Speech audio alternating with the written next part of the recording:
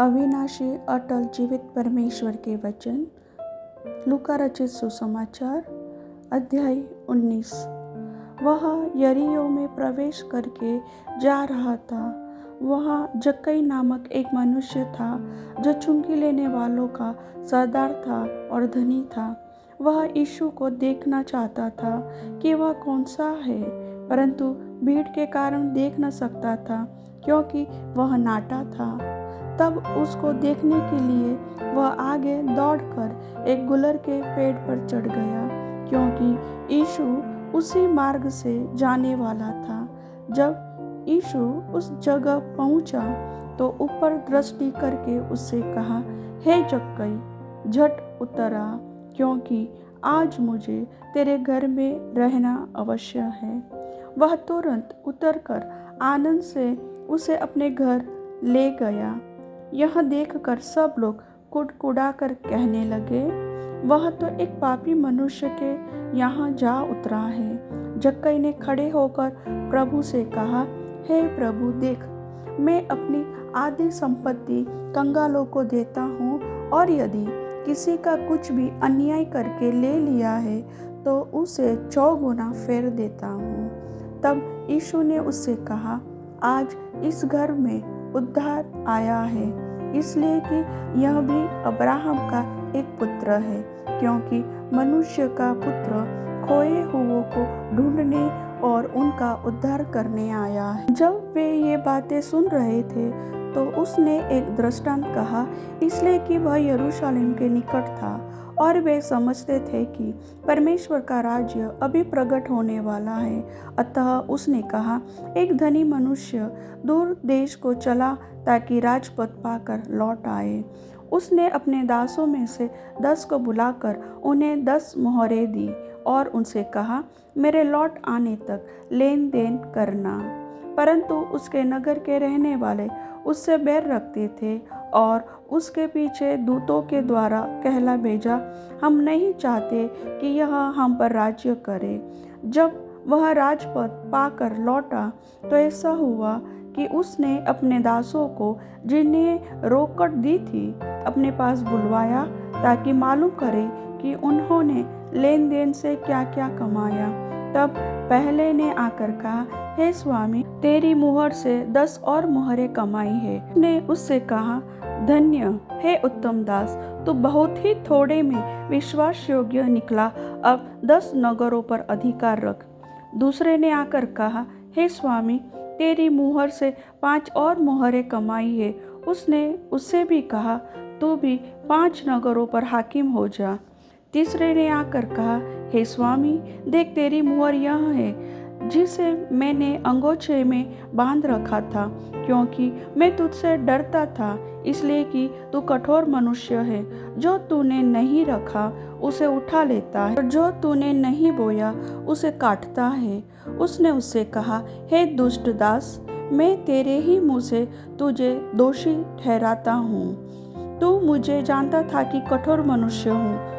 जो मैंने नहीं रखा उसे उठा लेता, और जो मैंने नहीं बोया उसे काटता हूँ। तो तूने मेरे रुपये सराफों के पास क्यों नहीं रख दिए कि मैं आकर ब्याज समेत ले लेता? और जो लोग निकट खड़े थे, उसने उनसे कहा, वह मुहर उससे ले लो, और जिसके पास 10 मोहरें हैं उसे दे दो। उन्होंने उससे कहा, हे स्वामी, उसके पास 10 मोहरें तो है। मैं तुमसे कहता हूँ कि जिसके पास है उसे दिया जाएगा, और जिसके पास नहीं है उससे वह भी जो उसके पास से ले लिया जाएगा। परंतु मेरे उन बैरियों को, जो नहीं चाहते थे कि मैं उन पर राज्य करूँ, उनको यहाँ लाकर मेरे सामने घात करो। ये बातें कहकर वह यरूशलेम की ओर उनके आगे आगे चला। जब वह जैतून नामक पहाड़ पर बैतफगे और बैतनिय्याह के पास पहुंचा तो उसने अपने चेलों में से 2 को यह कह के भेजा, सामने के गांव में जाओ, और उसमें पहुंचते ही एक गदही का बच्चा, जिस पर कभी कोई सवार नहीं हुआ, बंधा हुआ तुम्हें मिलेगा, उसे खोल कर ले आओ। यदि कोई तुमसे पूछे कि क्यों खोलते हो, तो यह कह देना, प्रभु को इसका प्रयोजन है। जो भेजे गए थे उन्होंने जाकर जैसा उसने उनसे कहा था वैसा ही पाया। जब वे गधे के बच्चे को खोल रहे थे तो उसके मालिकों ने उनसे पूछा, इस बच्चे को क्यों खोलते हो? उन्होंने कहा, प्रभु को इसका प्रयोजन है। वे उसको यीशु के पास ले आए और अपने कपड़े उस बच्चे पर डालकर यीशु को उस पर बैठा दिया। जब वह जा रहा था तो वे अपने कपड़े मार्ग में बिछाते जाते थे। निकट आते हुए जब वह जैतून पहाड़ की ढलान पर पहुंचा तो चेलों की सारी मंडली उन सब सामर्थ्य के कामों के कारण जो उन्होंने देखे थे आनंदित होकर बड़े शब्द से परमेश्वर की स्तुति करने लगी। धन्य है वह राजा जो प्रभु के नाम से आता है। स्वर्ग में शांति और आकाश मंडल में महिमा हो। तब भीड़ में से कुछ फरीसी उससे कहने लगे, हे गुरु, अपने चेलों को डांट। उसने उत्तर दिया, मैं तुमसे कहता हूँ, यदि ये चुप रहे तो पत्थर चिल्ला उठेंगे।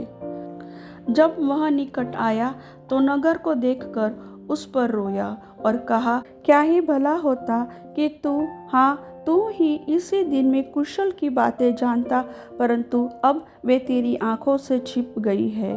क्योंकि वे दिन तुझ पर आएंगे कि तेरे बैरी मोर्चा बांधकर तुझे घेर लेंगे और चारों ओर से तुझे दबाएंगे और तुझे और तेरे बालकों को जो तुझ में हैं मिट्टी में मिलाएंगे और तुझ में पत्थर पर पत्थर भी न छोड़ेंगे, क्योंकि तूने उस अवसर को जब तुझ पर कृपा दृष्टि की गई न पहचाना। तब वह मंदिर में जाकर बेचने वालों को बाहर निकालने लगा और उनसे कहा, लिखा है, मेरा घर प्रार्थना का घर होगा, परंतु तुमने उसे डाकुओं की खो बना दिया है। वह प्रतिदिन मंदिर में उपदेश करता था और प्रधान याजक और शास्त्री और लोगों के प्रमुख उसे नष्ट करने का अवसर ढूंढते थे, परंतु कोई उपाय न निकाल सके कि यह किस प्रकार करे, क्योंकि सब लोग बड़ी चाह से उसकी सुनते थे। प्रभु वचन के सुनने वाले सभी भाई बहनों का आशीष दे। आमीन।